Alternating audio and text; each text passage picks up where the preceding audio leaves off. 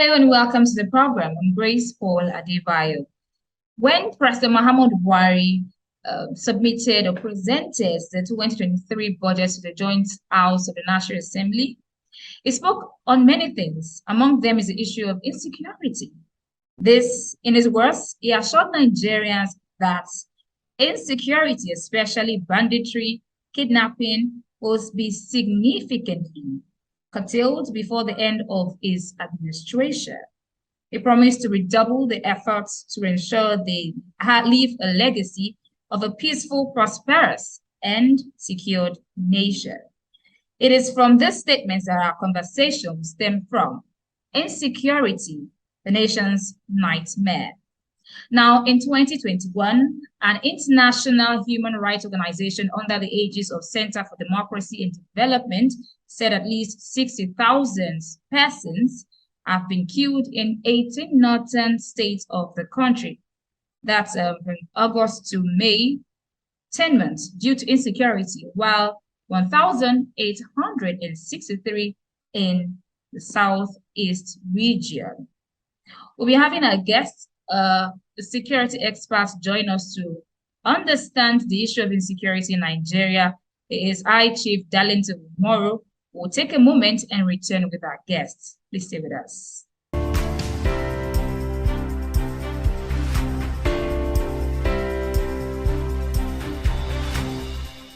We're now being joined by security experts. He is I, Chief Darlington Moro. He joins us virtually from Lagos, Nigeria. Glad to have you join us in the program.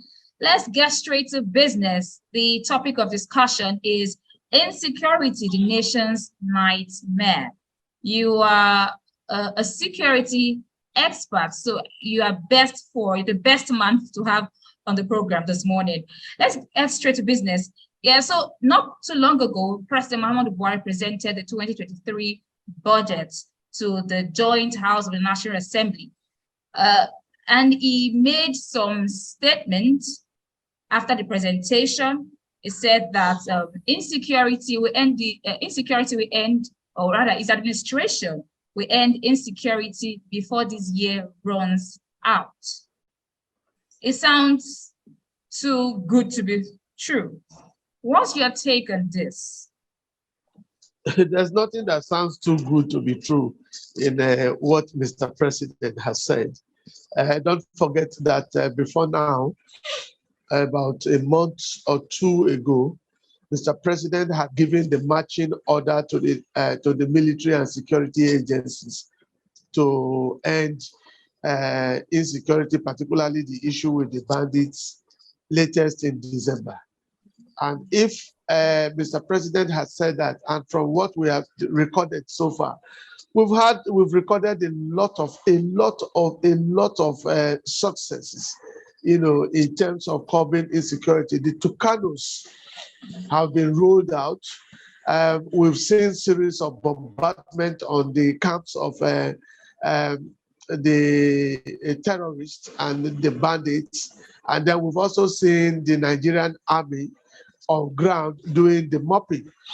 I tell you, a lot of persons have been rescued within the last 1 month. A lot of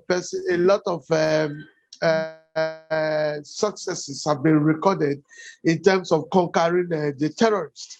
The other day, you saw the number of Boko Haram and ISWAP members who surrendered, amounting to several thousands. This is as a result of what the Nigerian military has been able to achieve in response to Mr. President's marching order to them.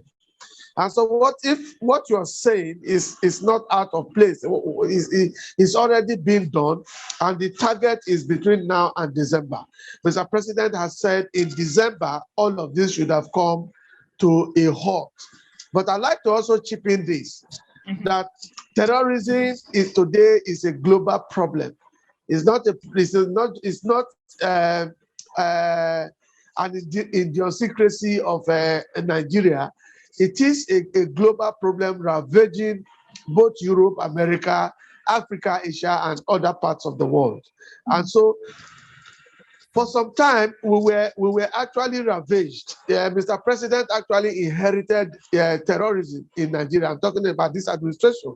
Yeah. Terrorism in the last administration, particularly when we had Jonathan, actually spread, even got into Abuja, where at a point in time, we had the Yanya bomb blast. We had some of the bomb blasts in some shopping malls. We also have bomb blasts in some other areas. What we're seeing that Mr. President has said, he meant it. Don't forget that Mr. President is also a security man, and what he has merely done after the threat, by the bandits to kidnap him, which for me was like a child's play.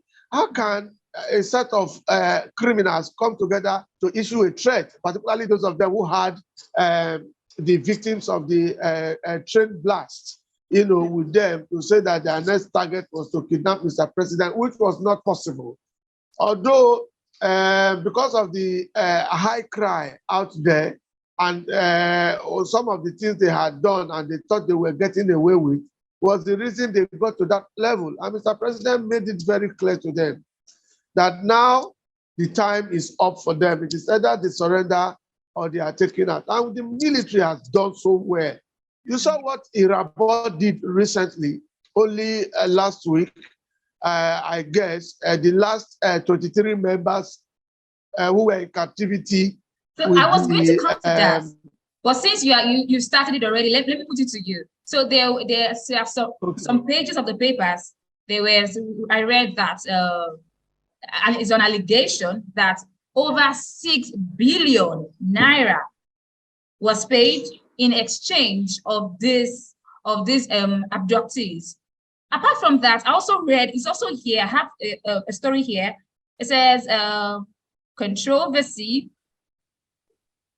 is from the Punch newspaper. It says, controversy surrounds alleged release of 101 Boko Haram terrorists. So I learned that there was an exchange, that those that were abducted were freed in exchange of Boko Haram terrorists that were in Kirikiri maximum prison. So what do you have to say about this? You are going to talk about, you are going to lodge the commander-in-chief, Lucky Rabo. I'm glad you said all of these are allegations.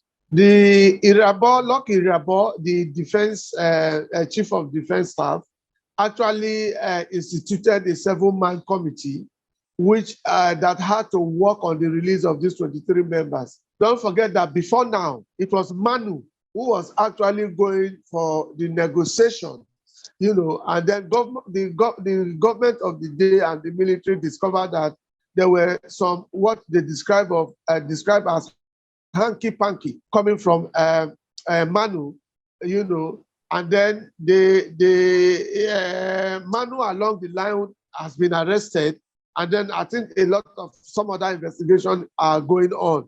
And then Lucky Rabo on his own set up a 7-man committee to work on the release of these 23 persons who were still left in the hands and torture of the bandits.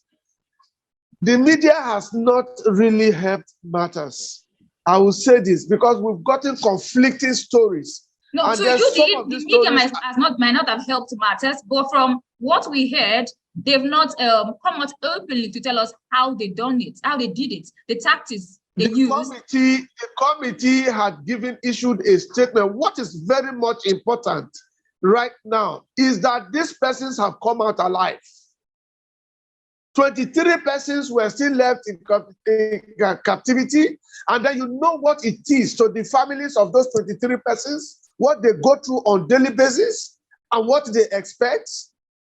You see, some of us in this country, we make a very huge mistake, particularly when it comes to security matters. Security matters has become a matter of discourse for every Dick, Tom, and Harry, which is not supposed to be.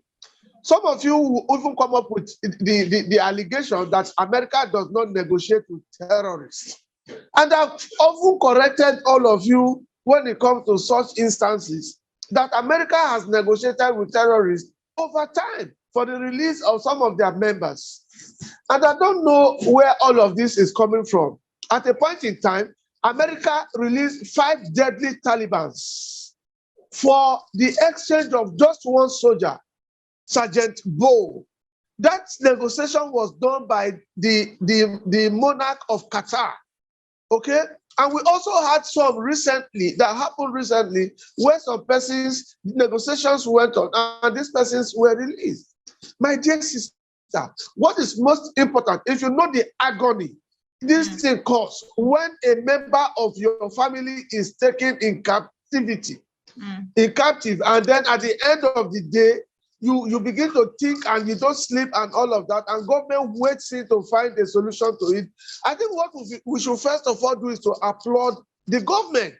Even Mr. President did say that we owe Lucky Irabo and the military and the security agents who came together to do this negotiation and had the release of these 23 persons back to us.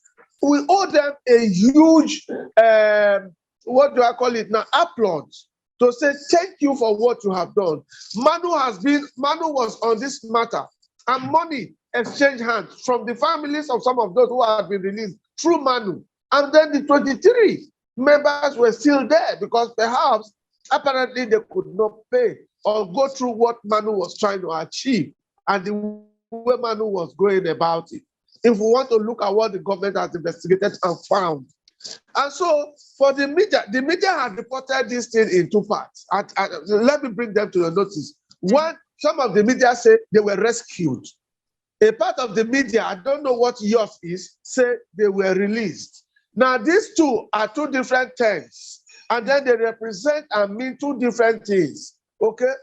The committee says they were released. The committee didn't mince words to say they were rescued. Rescue is the use of force to take captives away from their abductors. Get that very clear. Release means there was negotiation with the captors for the release of those members. Those negotiations should come that if you don't give us these persons, we take you out. So I like all these persons. I like the way you are educating us on the terms and the issue of semantics now. It's interesting to know. But away from that, while we say we should laud or appreciate these service chiefs for what they've done or commend them, let me take you back. So now the Boko Haram prisoners used as swap to release the trained captives have been in prison since 2009. You're aware? Now, what hindered the Nigerian government from taking them to court since 2009 onto the prisoners are now being used to swap the deal? That I'm not sure that even actually worked because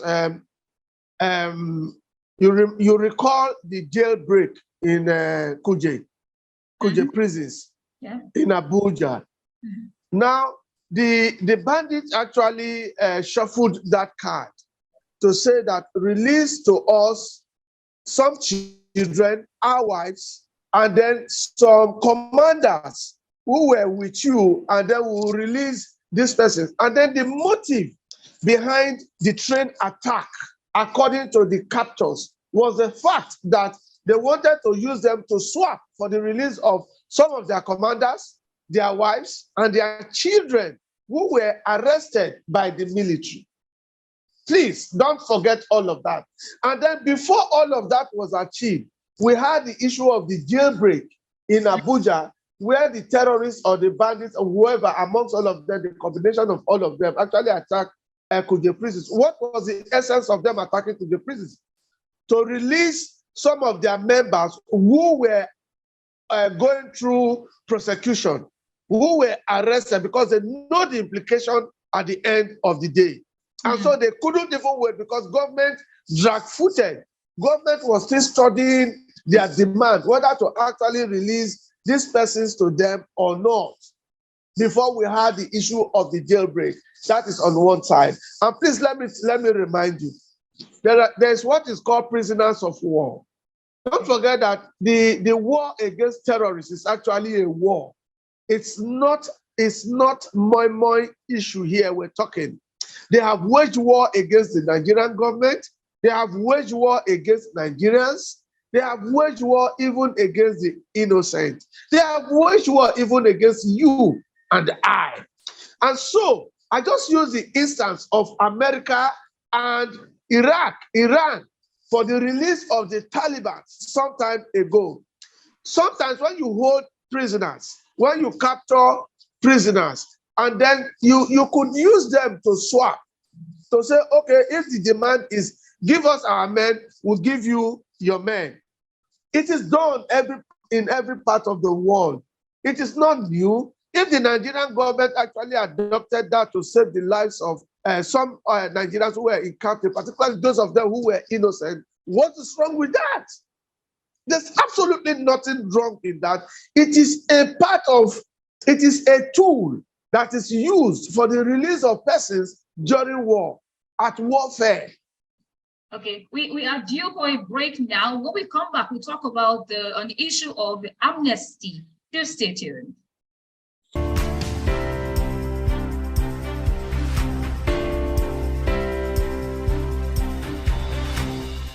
Welcome back. If you just joined us, welcome to the program. We're talking about insecurity, the nation's nightmare. And we have a security expert here, Chief Darlington Moro. He's been talking to us about insecurity in Nigeria and has commended the government, which is surprising to me. So, because I know that since last year, August till May, according to reports here, this is from the International Rights Organization, under the aegis of Center for Democracy and Development, it said that 60,000 persons have been killed in 18 northern states of the country, while in the southeast, 863 people, persons, have been killed.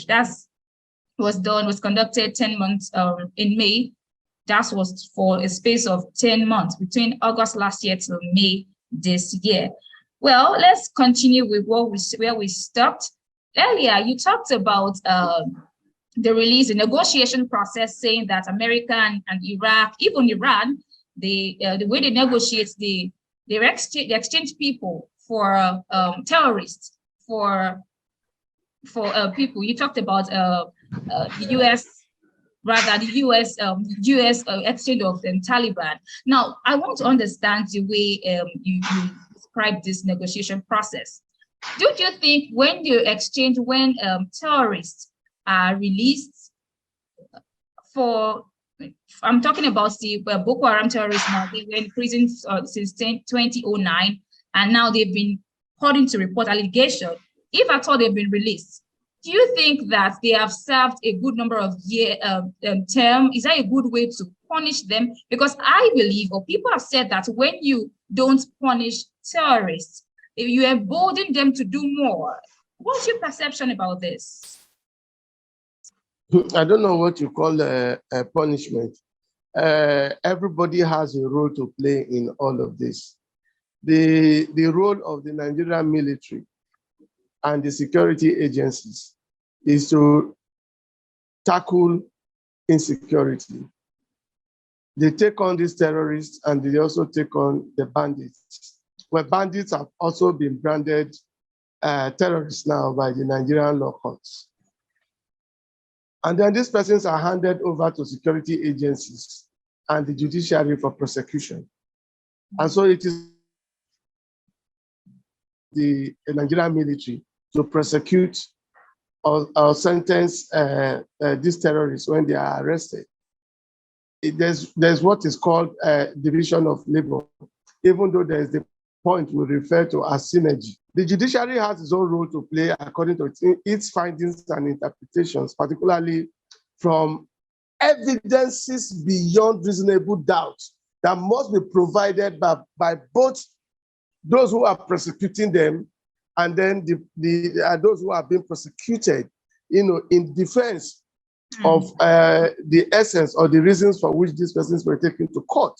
This is what precisely the presiding officer in the court would examine, and then at the end of the day, will now met out whatever the constitutional provisions, what the Constitution provides in terms of punishment, in terms of what they should do, when they are convinced beyond every reasonable doubt, forgive me, borrowing their own terms in the judiciary. So it is not the responsibility of the military to determine whether terrorists have served their due term or tenure in the prisons, or whether it was right for the negotiation or swap to be done or achieved at the point in time.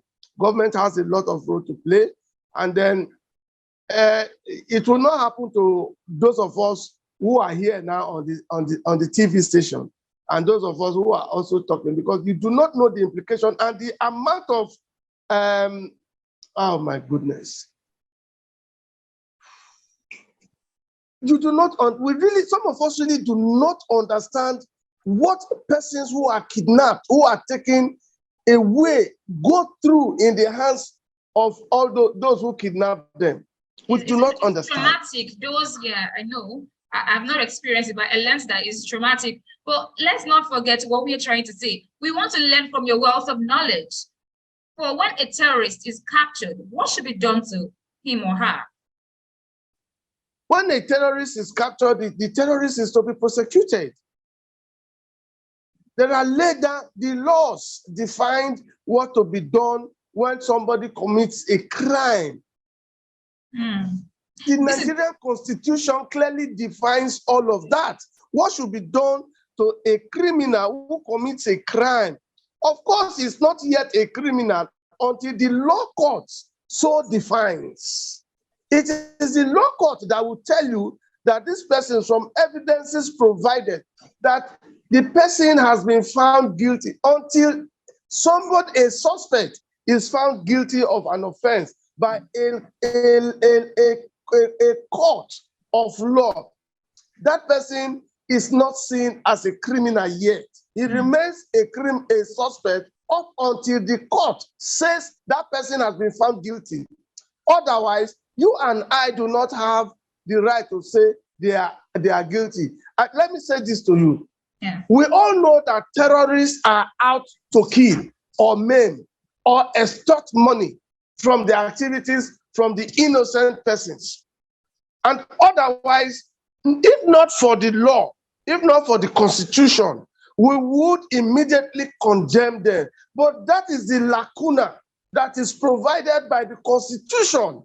That is the lacuna that hinders some of the activities. That is why some persons they take the laws into their hands as per what is called jungle justice. Now, if these terrorists are taken out in the course of battle, they are taken out and they are gone. But if they are arrested by the military that has done so well, they have done so well. Do you know what it is to be out there in the day, in the night, when it rains, and then they are out there, you and I are under the shield, the cover of our homes, the comfort of our homes, and these persons are ensuring that these terrorists don't extend their exploits to us. They do a lot. The Nigerian military deserve an applaud. We need to encourage them. We need to tell them thank you. We need to continue to say, yes, we know what you're going through. You have our prayers. We should go on our knees and pray for them 247, my dear sister. I'm sure if you don't have a brother, I'm sure if you don't have your father there, I'm sure if you don't have your uncle there, you have a relation or you have a friend who has a relation there. I can understand what you're saying. This is just what Mr. President said not some days back, that we need to, we owe our debt to the military. Yeah, but remember that their call to service is service to humanity. That's what they're meant to do. So it's surprising saying that we owe them our debt. It's surprising telling us something like that, because that's a responsibility. But away from what you said now, let's go to the issue of bearing of arms. Now, on the issue of bearing of arms, we want to talk about what President Muhammadu Buhari said not too long ago. He said that the security outfit in Katsina State has told them he has given the permission to bear arms, while Amotekun, the security outfit in the southwest, are not allowed to bear arms. It looks like it's a sort of favoritism going on.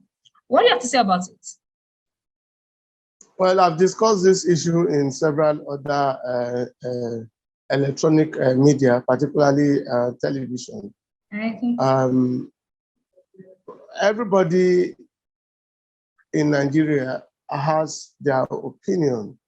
You know, everybody wants to opine when issues come up, even when it has to do with security matters, but it's not so. A security matter is very delicate.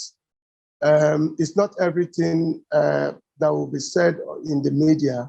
It's not everything you expect the security agents and the military to come out to tell you. It's not everything Mr. President will come out to explain to you when it comes to security matters. There are rules, there are laid down rules, and they have to be followed. Proliferation of small arms and light weapons is a problem in Africa and the world as we speak. What UN, the European Union, ECOWAS are trying to do at the moment is to even mop up arms, you know, from circulation, because we have too many of them. That you have Boko Haram thriving, that you have the bandits thriving, that you have the kidnappers thriving, that you have the armed robbers thriving, that you have the cultists thriving in ammunition, is because of the illicit circulation of small firearms, light weapons, small arms and light weapons in circulation. Now, if you don't have all of this so much in circulation, it will be difficult for the non-state actors to actually thrive. As I speak with you today, let me shock you the way I have done to some other television stations in the past. Do you know that the amount of firearms in the hands of the non-state actors far more outweighs the amount of firearms in the hands of the state actors? It is shocking. The amount of firearms, the amount of small arms and light weapons in the hands of terrorists, in the hands of kidnappers, in the hands of bandits, in the hands of armed robbers, in the hands of cultists, even in our tertiary institutions. If you sum all of that together, outweighs what is in the hands of your military, the police, all the security agencies put together. Who are those who are legally, constitutionally, who have the constitutional right to bear arms to tackle these non-state actors? Now, do you know also, let me also shock you that there is a ban on the importation or the purchase of firearms by countries in West Africa by ECOWAS. There's a total ban on that. And now, if you must, as a country like Nigeria, for instance, purchase firearms from Europe or some other countries, you must attain or achieve or collect what is called the exemption order from ECOWAS, which meant that whatever you want to import must first of all be forwarded to ECOWAS. And then ECOWAS will look at it and ratify it. And then there's also a body, a group of arms producers in Europe who have come together to also form a body that must also confer with ECOWAS to know whether they have an exemption certificate from ECOWAS before they could now sell to those countries. For instance, let me break it down in the layman's language. Go ahead, Nigeria is a member of ECOWAS. If Nigeria must purchase firearms from Europe, from any of those countries Nigeria must submit that demand first to ECOWAS, which must be published and be looked at for about 60 days. I can't remember precisely, for about 60 days, that's about 2 months. And if ECOWAS, if they find it, if they deem it fit, they now forward it, and so ratification will now be done by the manufacturers and ECOWAS before those weapons can be sold to Nigeria. It is for the essence of monitoring and control of these firearms circulating in our society. Right now, the United Nations has said that in the world, we have too many illicit firearms in circulation. That is why the armed robbers thrive. That is why the kidnappers thrive. That is why the terrorists thrive. That is why the bandits thrive. All of these put together and the cultists are called the non-state actors. Okay, we already have too much of firearms in circulation without control. And so the EU has done so much through the Nigerian government and through some other agencies to see how they could mop up some of these firearms in circulation. Now, aside from these firearms that comes from Europe and America and Asia, there are the locally fabricated firearms that does not have control. These firearms that are locally fabricated by blacksmiths are sold to who? The non-state actors. Who needs them? Who is in control of all of this? I take you back to a number of persons who were arrested in Plateau State last year, who were manufacturing the AK-47. They were doing a similarity. What is forgive me, don't let me use that word. They were producing locally the AK-47. We also have the blacksmith here who produce the pump action, the shotgun, and all of that, which are purchased by the non-state actors. Severally, we've seen the security agents make arrest of these persons, trying to control them and trying to educate them as to why we must control what goes into the hands of the non-state actors. Because I tell you one thing, there are only two reasons why the firearms is produced or manufactured. Only two reasons. The first is to kill. The second is to maim. And so that is why you must not undermine or underrate the man who points at you a firearm, whether a shotgun, a barrel gun, or whatever. Now, let me now bring it down. Mr. President, the current administration, I'm not a spokesperson for this government, but I must also tell you, from the point of view of professionalism, that the government is also concerned because the UN, the EU, and bring it down to ECOWAS, that is the West African body now, are also concerned about the proliferation and the dangers of having these illicit firearms within us by the state actors. Now, if you hang on 1 second. Okay. Now back to the question that Katsina State state security agencies were permitted to carry bear firearms. Yes. While the Amotekun in the southwest are not allowed for now to bear the firearms. I think some of us are too much in a hurry. This matter was brought up by Akeredolu, who raised the alarm and even threatened at a point in time to say that he was going to ensure that the Amotekun bear firearms. There's nothing wrong in Amotekun bearing firearms. No, we are saying this because they must follow the constitutional provision. There's a constitutional provision. So Akeredolu and his colleagues, what they need to do, what Akeredolu needs to do with his colleagues is to talk with the government of the day. They are all in government. You are not there. They mix and dine. It is surprising because please, a moment, please. It's surprising because this was just after there was an issue of insecurity in his state, Katsina State. That was when he gave them the order to bear firearms. While Amotekun have been clamoring Can you substantiate that? So that thing you just said. Let's be very careful and mindful of our choice of words. Okay. You can only allege, my dear sister, because you were not there. You were not a part of those who took that decision and when the decision was taken.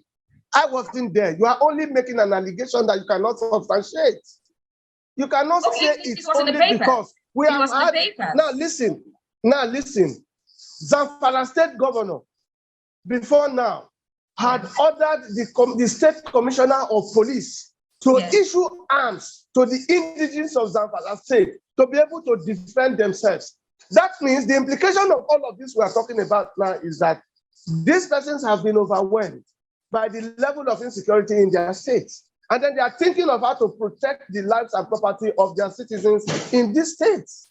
And so the federal government also may not have been unmindful of insecurity in the country, because don't forget that the police and the security agencies, the military, are under the control of the federal government and not the states. And because the states also want a chunk of control of security, that's why today we have this huge cry of having state policing. Okay, security matter. Some of us, some of the reports we even get, sometimes you wonder whether the editors or reporters were a part of this decision making, or they were there when these decisions were taken. The issue of issuing of arms or giving a license to a state to bear arms is not a thing that is done within the twinkle of an eye. A lot of factors would have been considered. And the biggest of all of those factors is what is called control. How do you control those you want to issue these arms to? We have had issues in the past where some persons were armed allegedly by politicians. And then after the era of politicking, were they able to retrieve those firearms from these persons? The answer is absolutely no. And then where do those firearms end up in? And what would they be used for? It is not enough just to issue firearms to persons to protect the order. Even in the Nigerian police, even in the Nigerian military, there was a report recently of misdoing by some of these security agents, okay, when it comes to handling of firearms. And then you have to talk about training, aside from control. You have to talk about training of the handling. And then you have to look at the mentality of the persons you are issuing firearms to.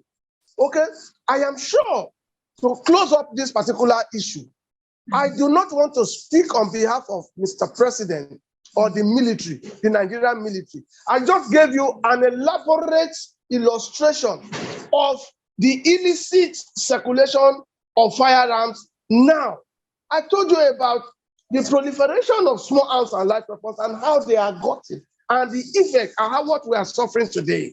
Okay, now so about the proliferation. So about the proliferation of these firearms, how can they be mopped up? How can they recover them? You're a professional. I don't understand what you mean aside from. I don't know what you mean aside from proliferation. I said about the proliferation, about the illicit use of firearms. How can they be mopped up? How can they recover them so that they don't use them? Because you mentioned how non-state actors have these firearms. So how can they recover them? Now the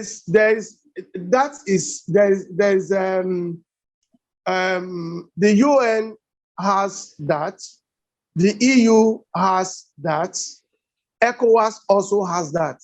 And so they also work in all of this to ensure mop up. And the Nigerian government has, before now, committees. They come in different phases, that work in tandem with, that work hand in hand with the Nigerian military and the federal government, going about mopping up arms. You remember in the era of the Jonathan administration, you remember the era of Yar'Adua administration, where the issue of amnesty came about. Amnesty came about as a result of the mopping of firearms. And then there was a body put together by the federal government that was called the Presidential Committee on Light Weapons and Small Arms and Light Weapons, PRESCOM, Presidential Committee on Small Arms and Light Weapons. Yeah. Now, before then, there was a commission. After that commission came PRESCOM, but right now, there is a new body that is under the control of the National Security Advisor, which is called, I think, the Center for the Control of Small Arms and Light Weapons. And also, the National Assembly has also come up with a bill that is meant to institute a commission. Okay? All of these bodies, in whichever name or language or all of that they come with, are those who work with the international bodies to ensure the mop-up of firearms from circulation. For instance, I will also tell you that the EU has a package of sponsorship where they bring out money, and then it's not just mopping up, because some of these persons have asked the question, if you ask me to give you my firearm, what do I get in exchange of this firearm? Because some of them, their means of livelihood illegally depend on those firearms. And so, as part of mopping up firearms, they are also giving alternative livelihood, sources of livelihood, through which, if you collect the firearms, under the amnesty arrangement, initially, I don't know if you monitored it at a point in time, firearms were collected and monies were paid. Bring the firearms in your possession and collect money. And after that, the thing advanced beyond that to another level, where another government came in place and said, no, it is not enough to give these people firearms, give them money. And sometimes it was discovered that when you gave them money and collected the firearms they have, they still go back to purchase even a more sophisticated firearms to prosecute or to carry out their nefarious and criminal activities. Apparently, that could not stop them from bearing those firearms. But in a quick one, in less than 60 seconds, can you tell us, you're a professional in this field, what other way can they mop it out, apart from what you said about the UN, ECOWAS, how they're trying to control it? How can they recover this? The only way you can mop firearms is to give the persons alternative sources of livelihood. You compensate them.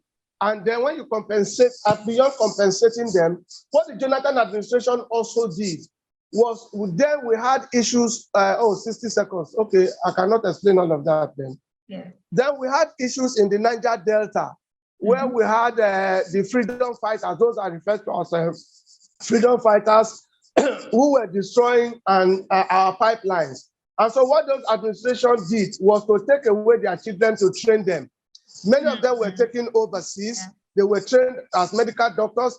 Some were trained, some were trained as pastors. I say pastors, not pastors, forgive me, pilots. Their children were taken out to be given different kinds of educational training, as alternatives. Excuse me. I'm afraid, Chief Umaro, this is where we have to drop the curtain on this edition of the program. Many thanks for your time. My pleasure, anytime, any day. So I've been speaking with Chief Darlington Umaro virtually. He is a security expert. That's our package for today. I'm Grace Paul Adebayo. Many thanks for joining us.